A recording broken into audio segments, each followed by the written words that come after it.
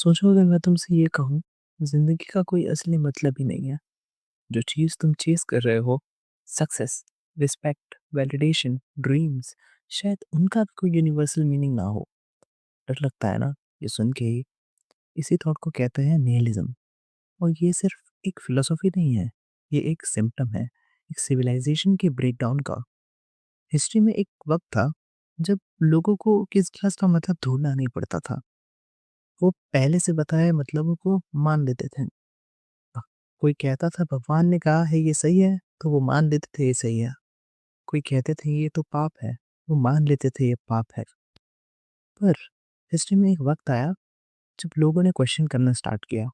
18th और 19th century में science ने रिलीजन को चैलेंज किया। डार्विन ने क्रिएशन को क्वेश्चन किया। एस्ट्रोनॉमी ने अर्थ को सेंटर से हटा दिया था। लॉजिक और रीज़न ने फेथ की जगह ले ली।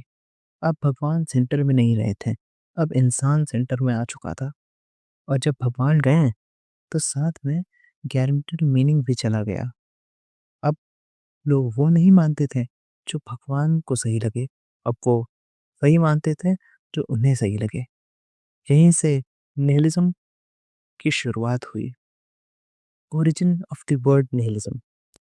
निहिलिज्म लैटिन वर्ड है जो कि नील से आता है, जिसका मतलब होता है नथिंग।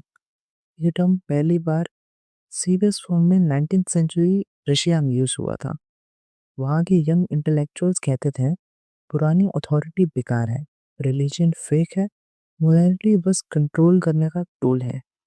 उनका मानना था अगर सब झूठ है तो हम सब कुछ तोड़ देंगे। ये निहिलिज्म का डिस्ट्रक्टिव फेस था। और फिर आया हेड्रिच नित्जे। सबसे इम्पोर्टेंट बात, नित्जे निहिलिज्म का क्रिएटर नहीं था, वो उसका डॉक्टर था। उसने कहा यूरोप एक बीमारी की तरह है, या फिर बीमारी की तरह बनते जा रही है। उनका फेमस लाइन है गॉड इज डेड।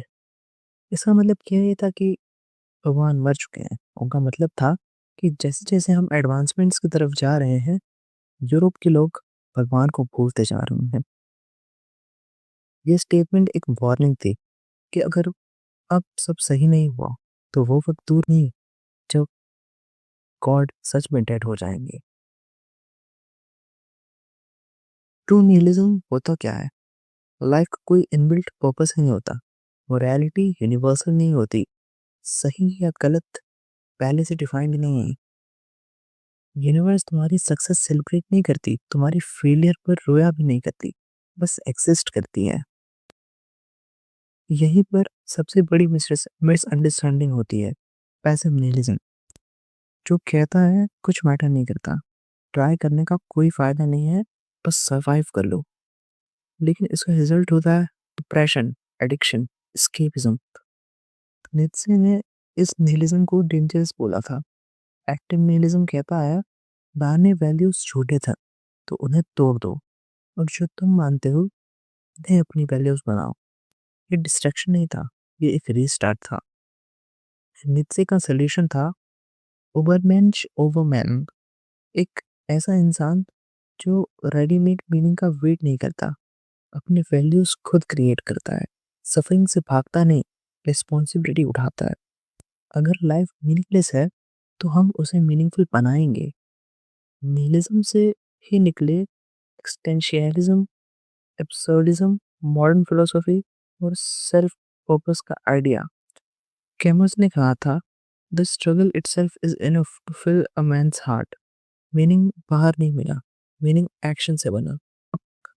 आज के टाइम में निहिलिज्म डूम स्क्रोलिंग में दिखता है, नथिंग मैटर्स मीम्स में दिखता है, होपलेस जोक्स में दिखता है।